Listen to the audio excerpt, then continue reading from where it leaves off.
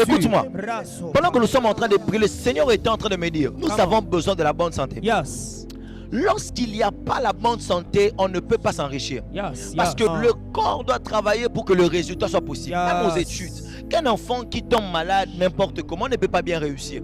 Je me rappelle, j'étais allé à l'internat, la première période, j'avais fait 81%. Et la deuxième période, je suis tombé malade. J'ai fait de mon mieux de bosser, j'ai fait je crois 75. La troisième, j'ai fait 70. En fait, mes points ont baissé parce que la santé n'allait pas bien. Or, j'avais envie de challenger. J'avais envie d'aller encore plus loin. Mais mon corps ne pouvait pas. Mon corps ne pouvait pas faire au-delà parce que la santé n'était pas bonne. Frère, je connais un couple qui était aux États-Unis. D'ailleurs, même c'est un monsieur qui est allé aux États-Unis. Il est arrivé de travailler, il a travaillé. Et il s'est enrichi rapidement. Amen, hein? Amen. Par la grâce de Dieu, il a eu un bon travail. Il s'est acheté une maison. Et après, à un moment donné, il s'est dit, je dois se marier. Il a dit, je dois me marier. Et il appelle sa maman. Il dit, maman, je vais me marier avec une Congolaise. Le frère a parlé à sa maman. Sa maman a cherché une fille. En tout cas, une bonne femme. Le mariage était glorieux. Par la grâce de Dieu, elle obtient son visa. Elle arrive aux États-Unis. Lorsqu'elle arrive aux États-Unis, le premier mois, tout allait bien.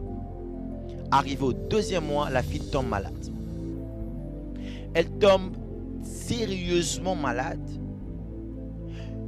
Mais ils étaient que elle et son mari. Le monsieur, par amour pour sa femme, ne pouvait même pas aller travailler. Automatiquement, ses économies sont parties. Il a perdu le travail. Ils se sont retrouvés dans un foyer. Il n'avait pas le moyen de payer. La vie est devenue dure. Pourquoi?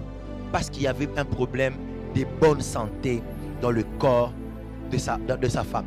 Toi qui te prépares au mariage, toi qui te prépares, tu dis 2026, c'est l'année où Dieu m'a promis de grandes choses. Je vais investir, je vais travailler. Prie aussi pour la bonne santé. Yes. Prie pour une santé surnaturelle. Amen. Prie pour une santé divine. Amen. Parce que même si les promesses sont sur ta vie, s'il n'y a pas une bonne santé, tu ne vas pas mettre en œuvre ou bien vivre les résultats de ces choses. J'aimerais qu'on élève nos voix, qu'on prie encore bien pour la bonne santé.